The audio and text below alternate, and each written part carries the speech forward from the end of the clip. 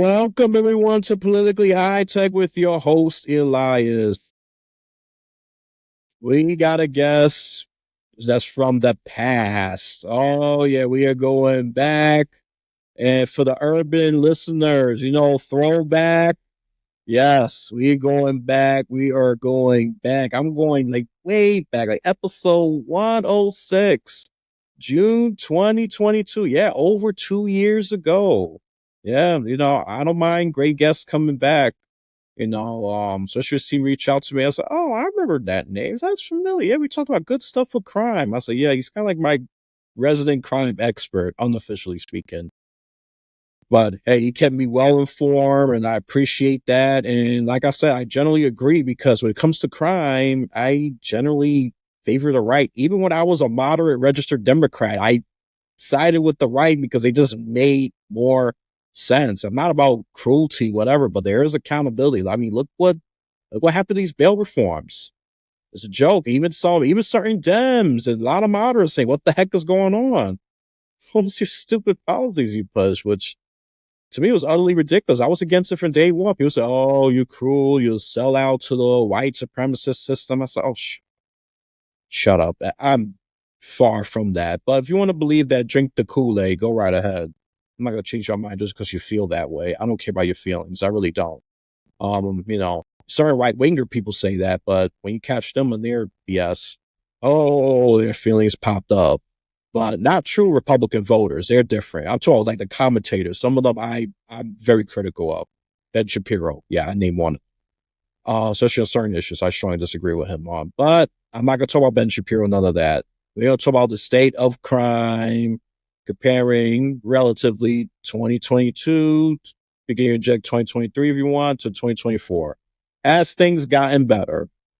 Before I dive into that, let's reintroduce this guest for those of you who are loyal and follow me, and then for the new listeners as well. All right, let's bring back Ken Good. Introduce yourself to my returning new listeners and viewers. Well, thank you so much for having me. My name's Ken. I'm an attorney from Tyler, Texas. I specialize in bail law. I've written numerous articles on crime and what good and bad bail reform looks like. And I would say probably the most important thing to know about me is I'm married. I'm a father of two daughters. And so I'm a girl dad. And I think that tells you a lot about me just from that alone. Whatever my kids have been active in growing up, that's what I've been active in and supporting them. I mean, I used to tell my daughter that I worked in the band concession stand just to show her I loved her, and she thought I was going to continue to do that after she graduated from high school. And I'm like, I don't love you that much, but I have. We have a lot to talk about today on what's going on with bad bail reform across the country, and there's been a lot of things going on. I would call it the last couple of years, the years of rollbacks. So we're rolling back all these bad reforms that we've seen enacted across the country. I think that's a great theme, especially those that realize these progressive policies have done a lot of damage, even for their intended voters and audience. Right? I mean, without safety, how are you going to do business? How are you going to improve quality of life? How are you going to have these green spaces? Even some of the things that more left-leaning people want. How are you going to have that if you can't establish some level of order, law and order, public safety, and all of that, right? I mean, we talked about before about how businesses were shutting down, and even if they could recover, they chose not to because it wouldn't make sense. It was unsafe. Their workers got beaten up, even killed. You got Mayor Adams in New York, who's a Democrat, but he's fighting crime, and he was on a blog or a podcast arguing against somebody that I would describe as far left. And the point he made was, look, one of the foundations of our society is public safety, and if the government can't provide public safety, then you're not going to have a society. And I think that's really true. It should be true. I don't know why we're debating about this. This is a fundamental thing. I mean, this is the thing that actually frustrates me personally. I said, listen, when you don't care about safety, you are, the poorer people. I'm not gonna just don't mind. I'm gonna put a better umbrella with the disadvantaged will be severely impacted. That's the umbrella term we use. A disadvantage would be severely impacted. Well, So 2 years ago, we were thinking crime would be the deciding factor in the election. And I think in the end, it was for some races, but by and large, it wasn't the big factor that we thought it would be. And for probably for the second election in a row, abortion kind of negated any issue of crime. And I would even say for the next few weeks, we're going to be seeing a whole bunch of talking points about abortion again. And there was a new story out today that's been completely debunked, blaming someone's death on abortion policy when actually their death was caused by, the drugs that were given to her by an abortion clinic. And it's just, medical negligence. But I mean, so for the last couple of cycles, we've negated or muted the outrage over crime through, a reaction to the ruling from the U.S. Supreme Court to return the abortion issue to the state. And so we're going to see if this is now going to happen again for the third time in this election cycle. At some point, that's not going to be the determining factor. I think immigration may become the determining factor this time, and crime as well. You've got a major issue on the ballot in California. They did Prop 47 where they recategorized some felonies down to misdemeanors, including theft under $950. And then the prosecutors in our urban areas decided, well, we're just not going to prosecute that anymore because that's just not fair. And so that's when we started having all this shoplifting, $25,000 a day. So there's another proposition on the ballot for this November, which doesn't really repeal Prop 47, but it's a major modification of it. You could, in shorthand, just say it repeals Prop 40. They're going to repeal Prop 47. That looks like it's going to pass probably pretty easily. But the thing I would point out is the legislature in California tried all the way up until the very last minute to give an alternative to try to do a backdoor defeat to this new proposition trying to, quote unquote, repeal Prop 47. And they finally abandoned it at the last minute because they couldn't get agreement on how to do it from the extremists on their side.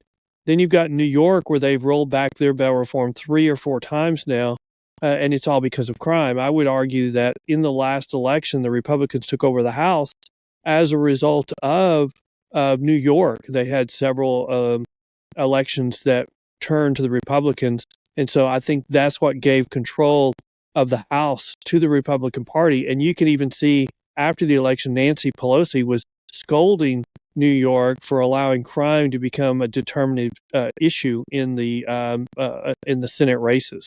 So it is impacting different elections across the country, and immigration policy is probably just is going to impact this election almost as much as crime.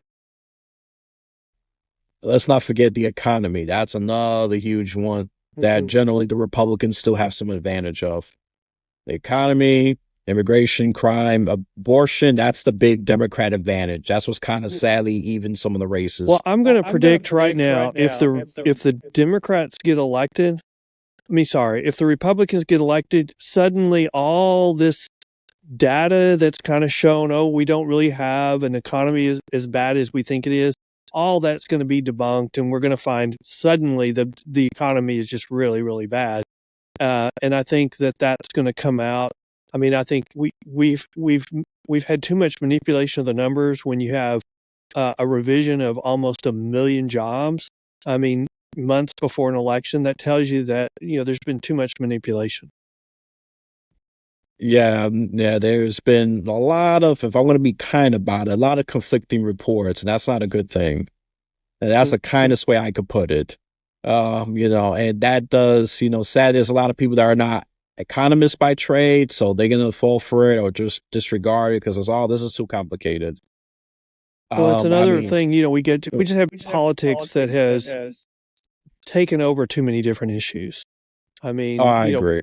Crime has always historically been something everybody agrees about. We should be safe. Suddenly, we don't have an agreement on crime, and we went through this same cycle in the 60s, and so we seem to be repeating it, but we're going to worse extremes. So the push to the left in the pendulum was too far because there was so much money and there was groups that were pushing to the left. So when we finally push to the right, which we're starting to see, it will be a very hard push to the right as well. Well, no, let's see. I mean, yeah, this will. I mean, we when we last time talked about this, we were talking about the midterms. Now we up to the very big election. Everything is big when the presidential elections involved. But I always push this narrative that look, president is important, but local and state policy is even more important. That's what impacts your life, especially like crime. This particular issue right here, I would say is even more important on the local and the state level. People pay attention, not just the president. I'll urge you pay more attention to local and state races as well. See what their positions on, just like crime, abortion, economy, whatever. Pay attention to that more. If you're tired, you want to tune out the presidency, I'm even okay with that. Pay attention to your state and local elections, especially if it's campaign season this year. And if you want to be proactive, pay attention next year. And the reason why I say that because that's New York City. We're gonna be electing a different mayor, and the progressives are out to get Eric Adams because you said they clashed with him. They're out to get him. I'm just gonna say that right Yeah, they now. are. You can see, or I've seen a lot of documentation of they're going through this lawfare against him where they're subpoenaing and they're raiding different people's offices. He's got people quitting his administration over it. So I mean, they've made it clear that they do not appreciate him bucking the party line in New York, and they are going to punish him for doing that. Yeah, I mean, this is going to be interesting. I mean, even after we're done with this presidential and the entire, well, not the entire Congress, 1/3 of the Senate and all of the House of Representatives, we got some local elections coming up next. It's a never ending cycle. The only way you're gonna end your political participation really if you're dead. Okay, I'm gonna be morbid here, but it's true. Just try to be active, especially your early voting. There's less excuse for you not to vote, which I've been a proponent of that. Well, it's really going to be interesting to see if the polls are correct or whether the polls are really off. I mean, we've had some indications lately that there's something screwy going on. I mean, the Teamsters came out with an article today saying they weren't going to endorse a presidential candidate for the first time. But if you look in the body of what they were talking about, 58% of their membership was in favor of endorsing Trump. Less than, 30-something percent wanted to endorse Harris. And so instead of going with the vast majority, they decided not to endorse anyone. And then you've got the press sending out reporters to different areas that are supposedly battleground states, and they're going to restaurants to find supporters for both candidates. And I mean, CNN was reporting yesterday that they went to multiple restaurants and they could only find one Harris supporter in each restaurant.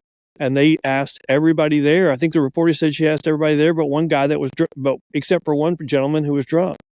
And so, I mean, you can't. I mean, the polls can't be correct in that limelight. But you know what? Whenever I've said polls are wrong before, they've been right. So it's going to be interesting because in Trump's first election as president, the polls were off 3 points, and if they're off 3 points, he wins by a landslide. Oh yeah, no, oh my goodness, I'm gonna go back to memory lane. Remember, so many polls saying Hillary's gonna win. All these endorsements, Hillary, Hillary, Hillary. Trump has no chance. Look what happened. He won. So I always say I never underestimate the opposition.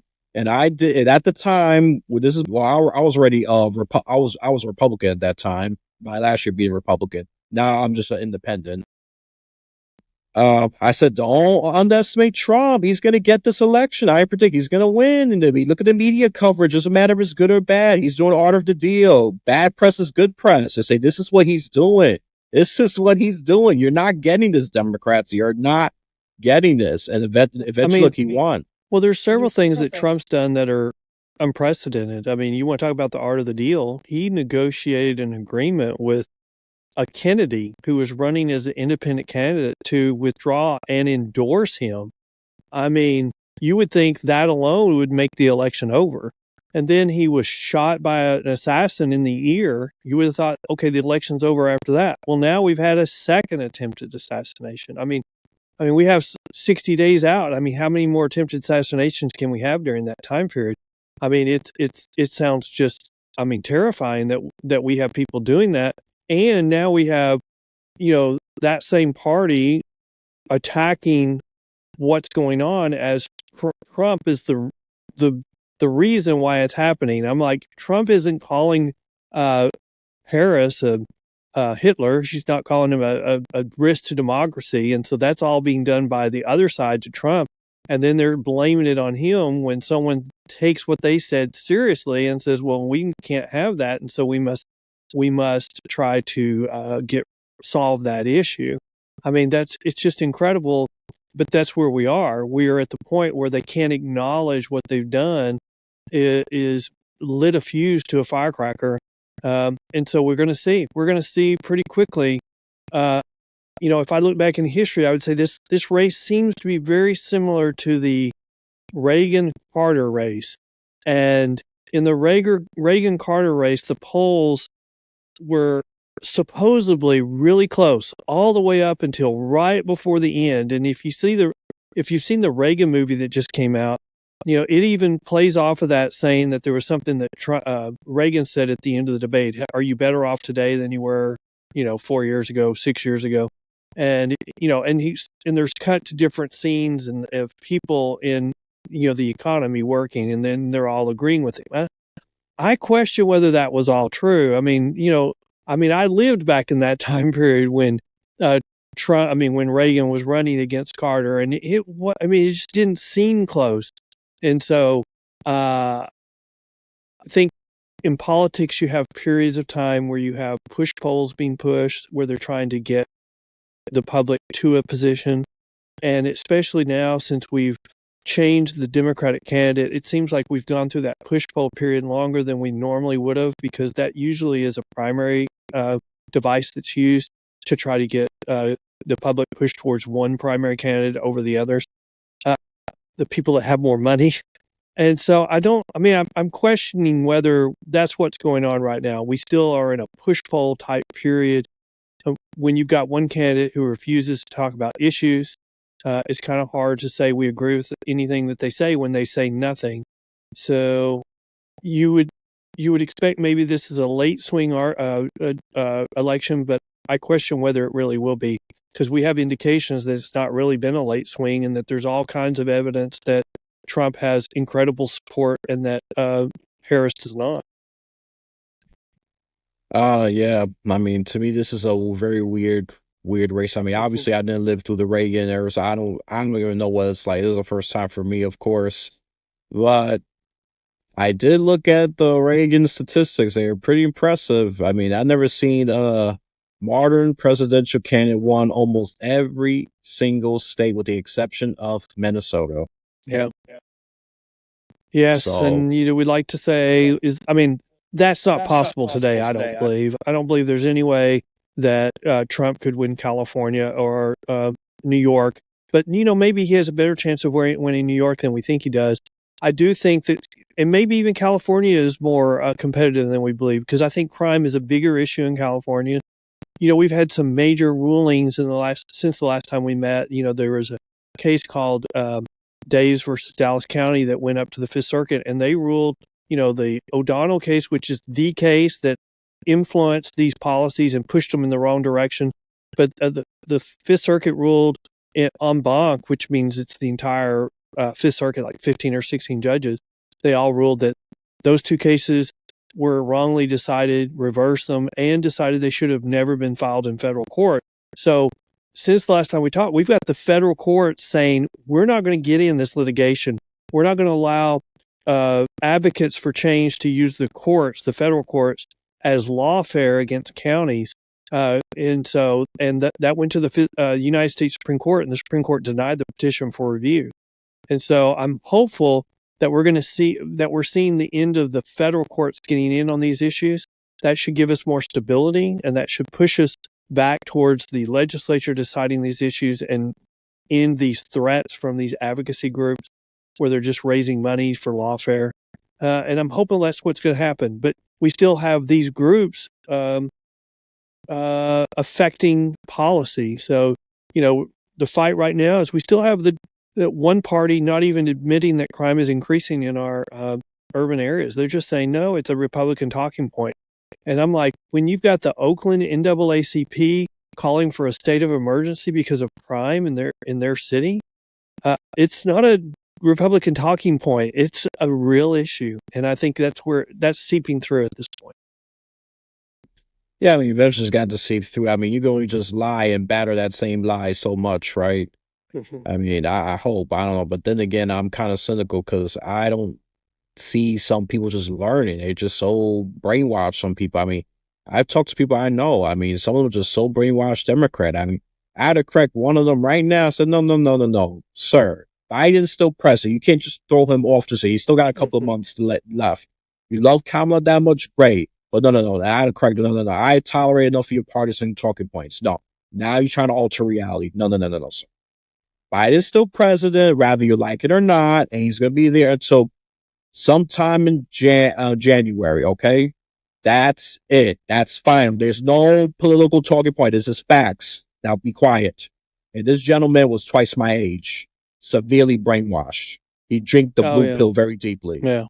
Oh, you wait. The day after the election, Biden will pardon his son. I mean, his sentencing in the most recent thing is not even until after the election. So as soon as the election's over, Biden's going to pardon Hunter. And even though he promised he would never do it, but no one believed him when he said it. And as soon as the election's over, he will do that.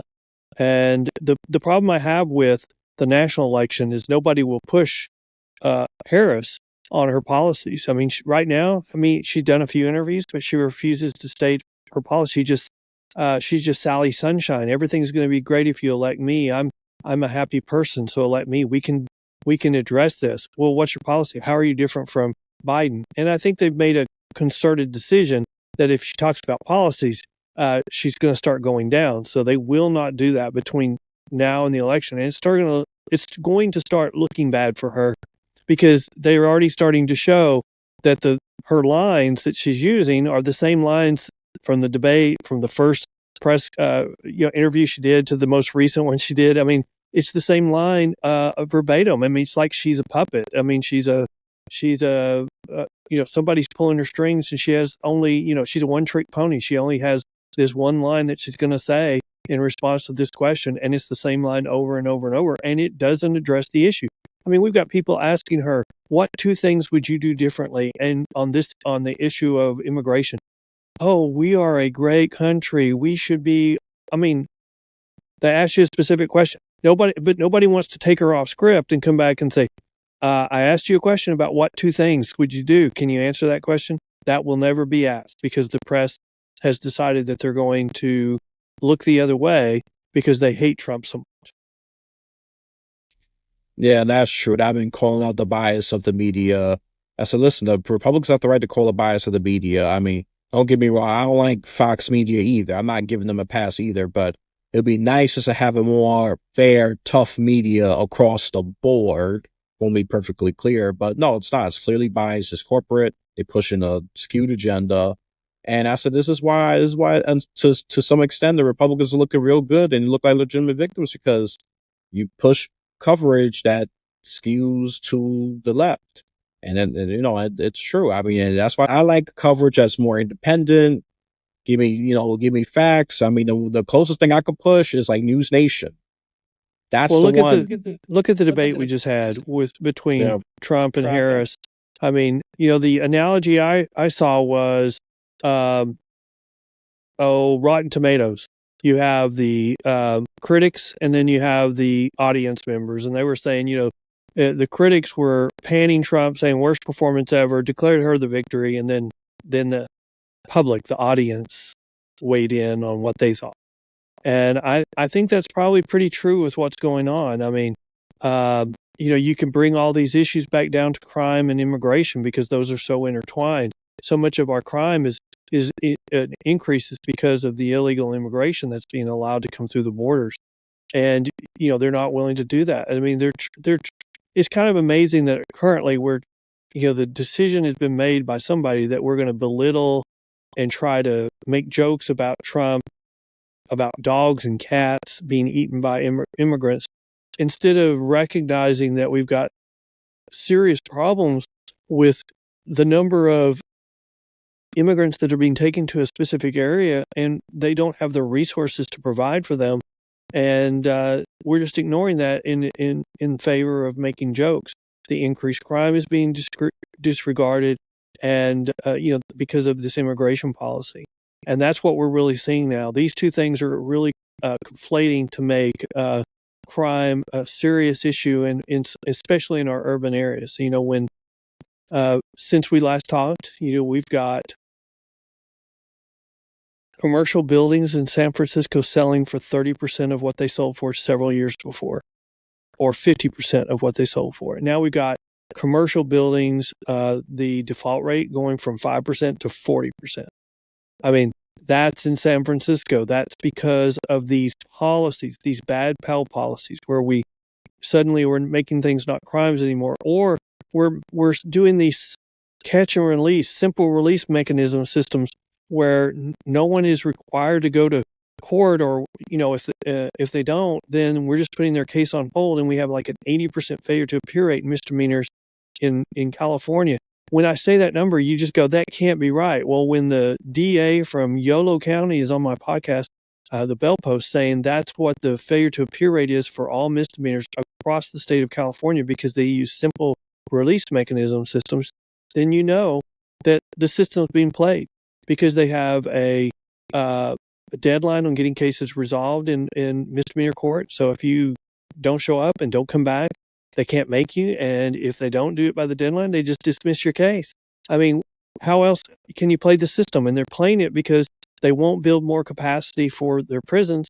And the federal courts have capped how many people they can put in their jail. So when they talk about all these things we're doing to make you feel safer, it's all a lie. It's just to decrease their prison population because they don't have the spine to build additional capacity.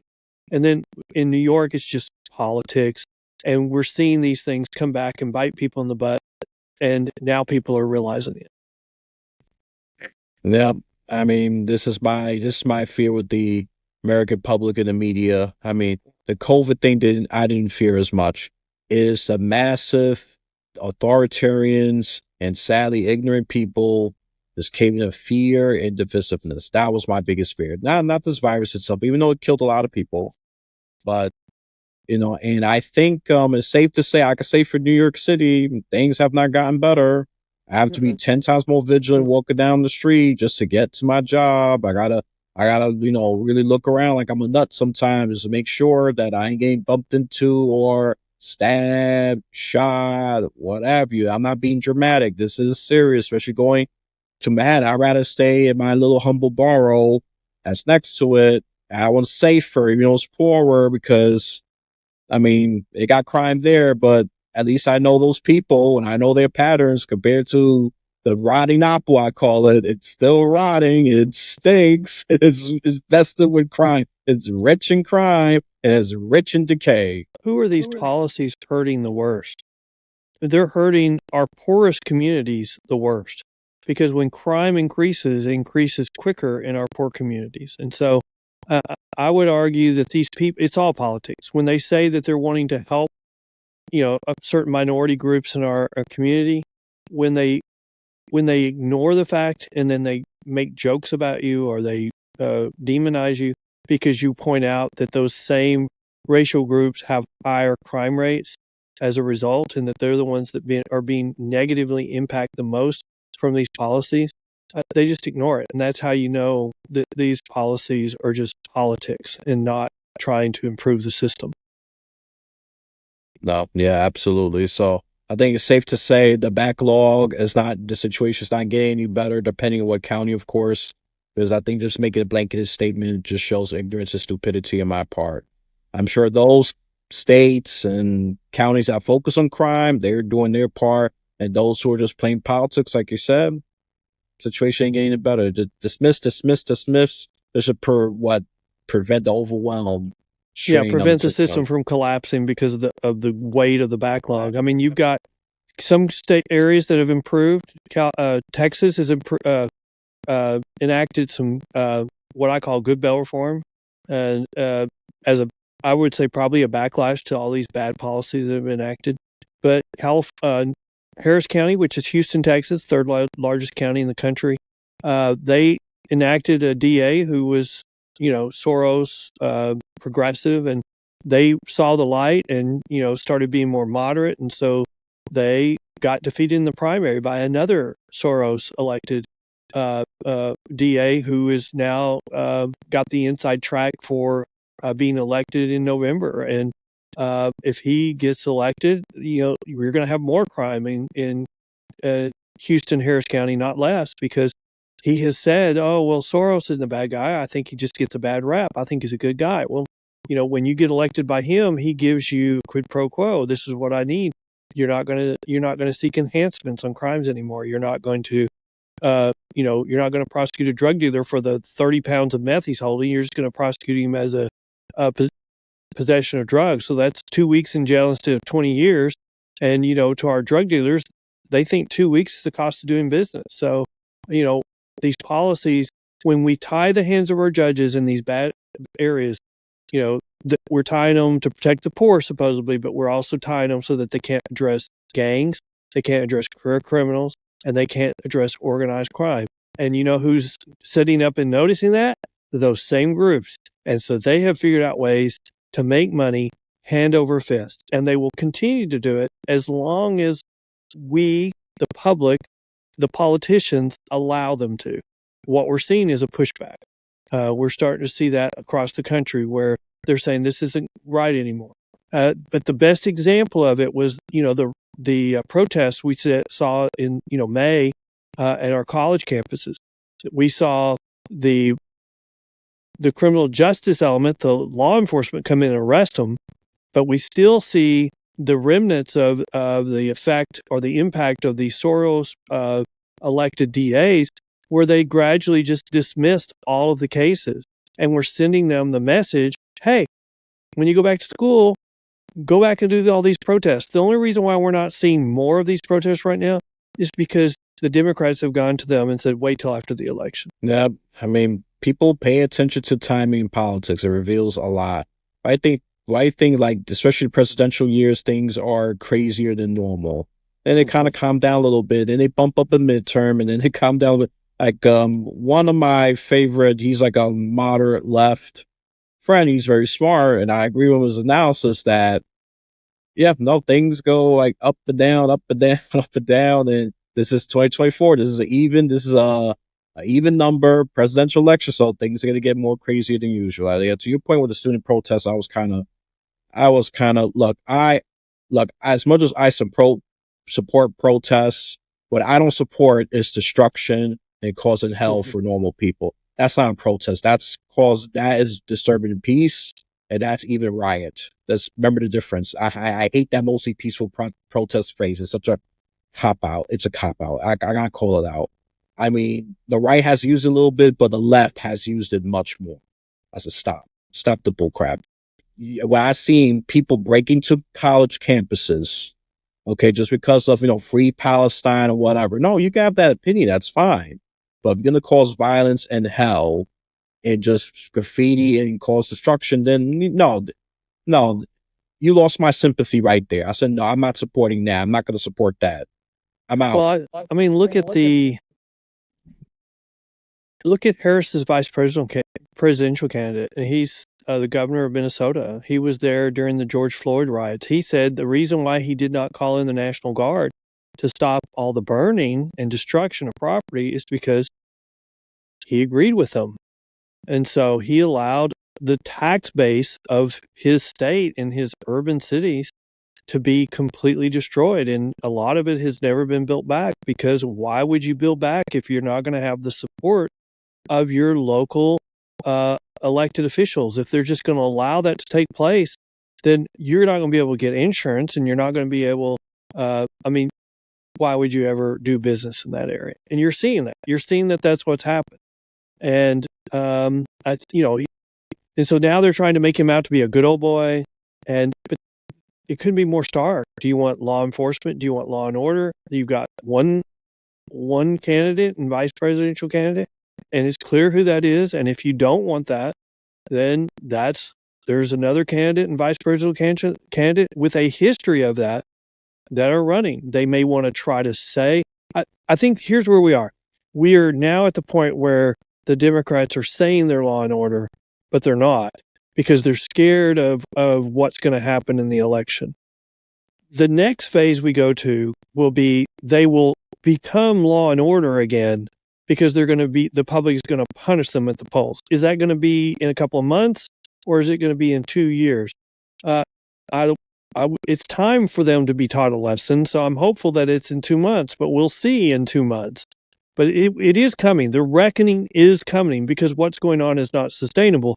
And both of our parties historically have been law and order. They will be once again, but now we're in this little phase where both one party that's not and has 4 years of actions to show they're not, but now they're so scared of the polls, they're claiming that they are. I mean, I'm going to use a more cynical hat here. I'm giving them 2 years, to be honest. I don't think change will come that quick. I'm sure it is. It is. I agree with you in general, but the time I'm going to go towards the 2 years. I'm just going to be honest until I think after the president. I think that's why people wake up, because a lot of people wake up after the fact. A lot of people react. A lot of people have short-term memory loss, and I agree with whoever says that. And even at times, I have short-term memory loss or something. That's why I research, try to prep before I talk about something, but that's not always possible. But we'll see. I mean, I am not that hopeful. Maybe 2026 midterm. I'm sure there's gonna be a big reckoning. That's the timeline I'm generally giving. Yeah, I mean, I want you to be right. I really do. My feelings going elsewhere. I'm a little self-conflicted. The more we Um, hear about abortion over the next 6 weeks tells you that they are worried about the other issues, so they have to raise abortion. And I don't say abortion's not an important issue, but the courts have returned that to the states, so that's no longer a federal election issue. But they want to relitigate that, because they want to say the court got it wrong. Well, the court got it right or they got it wrong, but they returned it to the states, and we've got 9 states that are going to have abortion issues on the ballot. I don't think any of them are battleground states. I think maybe only, and if there is, it's only one. So I don't know if that by itself is going to impact the election. It'll bring out people to vote in those states, but if it's not a battleground state, I don't know if it's going to change that result. I mean, I'm going to make a somewhat of a bold prediction. My belief is, and this is a disclaimer, I could be wrong. I think Trump wins by narrow margins. I don't know. I mean, it's too crazy. I would say this: if Trump was any other Republican, he wouldn't withstand. They could not withstand what Trump has been through. So if it was anyone else other than Trump, I would say the election's done. They probably wouldn't. They'd already be in jail with what they've done to him. But my concern is, now that they've done this to Trump, just like when they take a new low against any other Republican candidate, that's the way they will treat any future Republican candidate. So these people that are saying, oh, this is just Trump, the next candidate would have won, any other candidate but Trump would have won easily. No, this is the way we have that the other party will always treat Republicans lawfare, and we will always have them calling them the destruction of the democracy if they get elected. We can't just disagree with them; they have to be the devil themselves. Every Republican president or candidate for president for the last 20 years has been referred to as Hitler. At some point, you would think that it would wear off. You can't keep referring, but they keep doing it. And so we're still going to have that, and so it's going to get worse. Whatever they've done to Trump is what is the default for going forward. And so at some point, we just have to say, no, this isn't right. And so I'm going to vote for the Republican to prove to you that you're wrong. And, I encourage people right now that if you are concerned about crime in your area, there's only one party that's going to address that. And I know that we've got all these identity politics that they're trying to carve people up to, that they tell you you can't vote for the other side because of your identity. But if you're against all this crime going on, then I say you should be a one single issue voter until we get both parties back to strong stalwarts against crime. And we're not there yet. Until we get there, that you should be a single issue voter on crime. You hear that pitch, listeners? You heard it. If you're gonna focus on one thing, focus on crime. Make it simple. Especially for those of you who are undecided, I would say vote for something is better than not voting at all. Okay? That's all I'm gonna say about that. I mean, me, I have a good idea I'm gonna vote, but I'm not gonna give you my guy because it's too complicated, it's too convoluted. But if you want a simple one, just copycat right there. Crime is important. There's list of some right there. I mean, hey, there's a lot of single issue voters. There's one just for abortion. There's one for the economy. Economy's favorite, the Republicans. Abortion's favorite Democrats. Crime, well, they favor Republicans. Well, okay, well, with favorite Democrats, I gotta be a little more balanced. Hey, go marijuana. Yeah, they just throw it in there. It's no longer the biggest issue because it's getting legalized just about everywhere. Oh, you know what? But one of the unknown issues on that, which has come up since the last time we talked, is like the legal industry in California is crashed, and it's been taken over by the illegal by the cartels. And they're not only just doing it, making it where they are in Mexico and bringing it to, they're bringing their whole operations into California because we've decriminalized marijuana. So they're not afraid of any of the criminal penalties anymore. So they not only bring their whole operations to California, they bring employees, people to work there through our open borders immigration policy. And then they're doing their whole operations in national forests in California, and they're not scared. They're not scared because we've decriminalized it. People. Look, as much as I like to be pro that, but that was a side of me I was always concerned. I said, wait a minute, once you start legalizing this, you open a can of worms. I mean, in New York City, there was so many illegal shops on it. I mean, this is not now they popping up like weeds. Those unwanted weeds. One grow over there, one grow over there, one grow over there. They were growing in each block. It was ridiculous. I said, no, the New York State could not legalize all these shops. Of course, I was right. They only issued think like a few thousand. There was like tens of thousands of them popping up. They were popping up like weeds. Police force was pretty overwhelmed with all the crackdown. I mean, oh man. As much as sadly I was pro marijuana, but yep, sadly we should have had a secret police force taking out a cartel maybe with some revisions. Then it would have been all right. But you see, we have to have the multi-pronged plan. We can't just legalize it and then everything's gonna be okay. And look, the weed is everywhere, kids smoking it and all this. Oh no. And that's what I was concerned about. That's why I was like I hesitant to support. I said, yeah, I will support it, but you gotta address A, B, C, D. Of course they listen. They won't listen to people like me. It's too nuanced. Whatever. Uh, uh, things will get better eventually. Well, I gotta go. we've got even, Oregon set aside all heavy drug use crimes, and it's no longer a crime, and we just have record numbers of overdoses every month in Portland. And so those laws have now expired. They weren't reenacted. So again, law and order has won out, and they're finding that when you set aside all drug use, because the argument was, oh, when we legalize all heavy drugs, people will want to go to therapy. They'll want to get treatment, and drug use will go down. It didn't. I mean, we actually made it where people were lining up every day for their pusher to come by and drop off their drugs, and we're having record. I mean, we're giving up on a generation because they're all killing themselves through overdoses because we've lost the incentive for them to go to rehab, because this incentive is you go to prison or you go to rehab, and they go, oh well, I'm going to go to rehab, and then there's a 75% failure rate, so it's not going to be successful, and it's very expensive. And so it's one of those things that reality is coming back and making an appearance. I mean, we know how to fight crime. I mean, we teach it in colleges, criminology, on how to fight crime. For the last 4 or 5 years, we've had these, we're going to go down this road and try this new thing. There's no study that says it works other than one think tank doing a quote unquote study for another think tank and everybody relying on it. There's no science saying these things work. And what do you know? Time is showing that they're not. And so I'm very hopeful on where we're going. You already see the rollbacks of these bad bail reform measures. You see reason coming back into the criminal justice system, but we still have outliers. I mean, Illinois is an outlier right now. Houston could be in the fall if Harris County elects a Soros DA, because we've got Soros DAs that are being defeated all over the country when people are going, we're not going to support this anymore.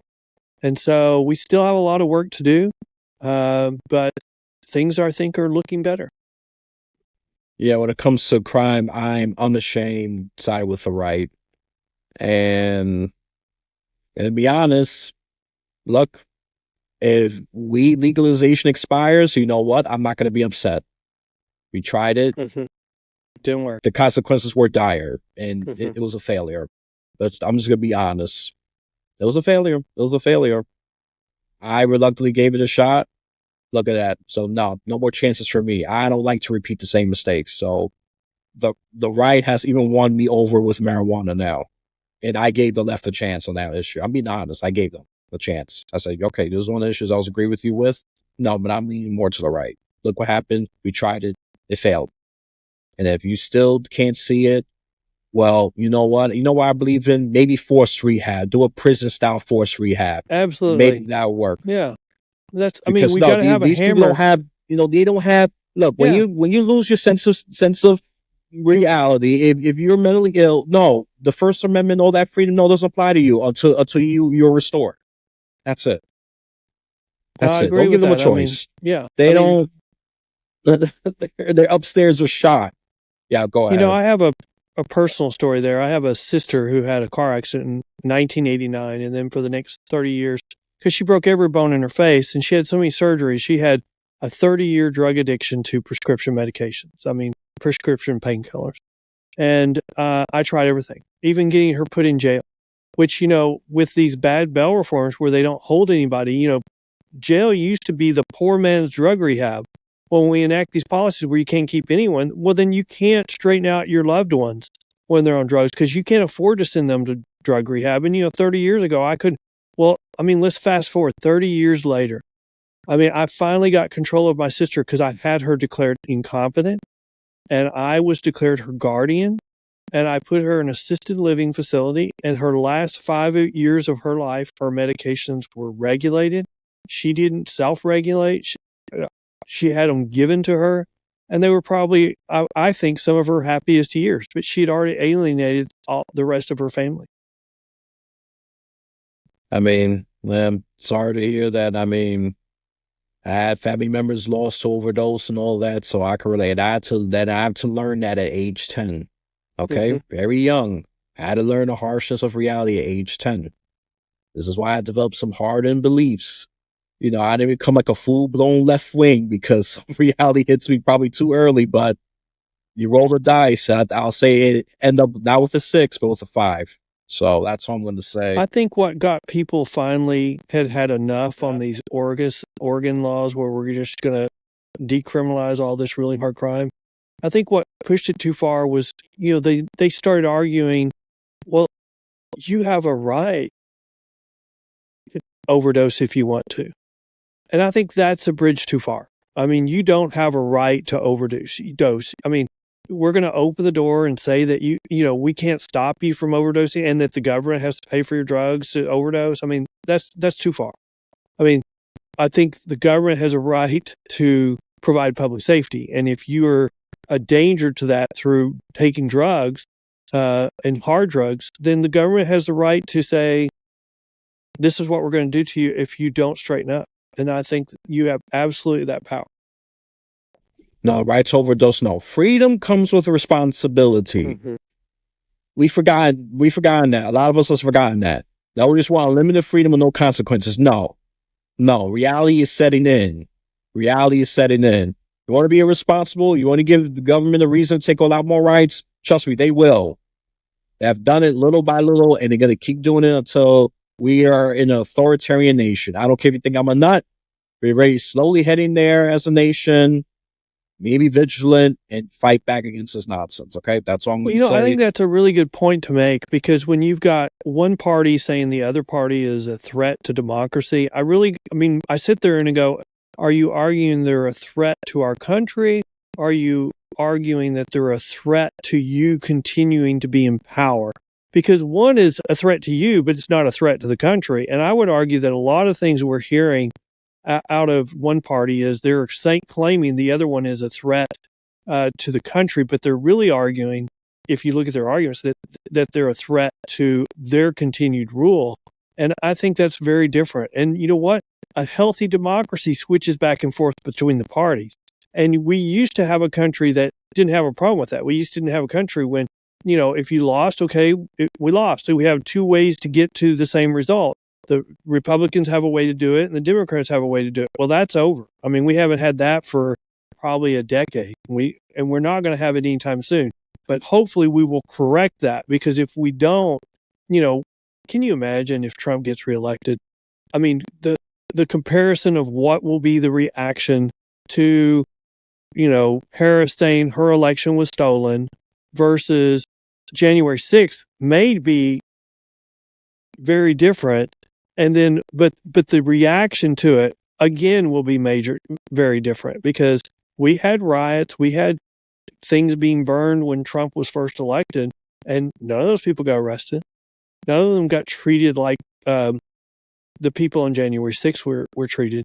And I would even say this now: the people, if Trump gets reelected, there will be substantial things happen, and they will not receive the similar treatment, because we're in a period of time where your political views are okay for one side and they're not okay for the other. And so we're now doing kind of like political retribution. If we don't like you and we're the party in power, we're going to punish you. We can't live in a country like that. Yeah, no, and this is why I'm saying about the decline of this country, trying to fight tribalism, all that, because I'm happy for the Braver Angels organization trying to prevent the nation from going for Civil War Part 2, which is going to be far more deadlier. Let's be clear, with the kind of weapons we got, what kind of crazy people we got. The original Civil War was already bloody enough. It was already that divisive. We are heading that direction. I don't want us to head to a Civil War Part 2. It's going to be far more deadlier, especially with the weapons we got. It could cause much more destruction than we have during the 19th century.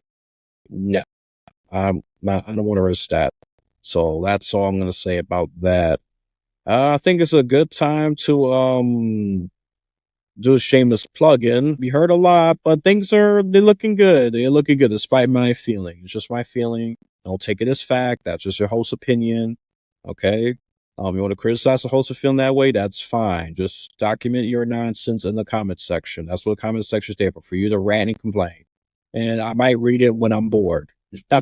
Not right away, when I'm bored. If I don't mind taking the verbal being, which is okay. I already got a lot of criticism. So let's do that lovely Seamus plug-in. So let's go to Professional Bondsmen of Texas. Yes, he represents this great state of Texas. And the Bail Post. Yeah, that's a podcast about criminal justice reforms, bail reforms, rather helping and making things worse. Well, you kind of got an idea there, but if you want more details, a lot more details you have in this podcast, you go to the Bail Post. The links will be in the description.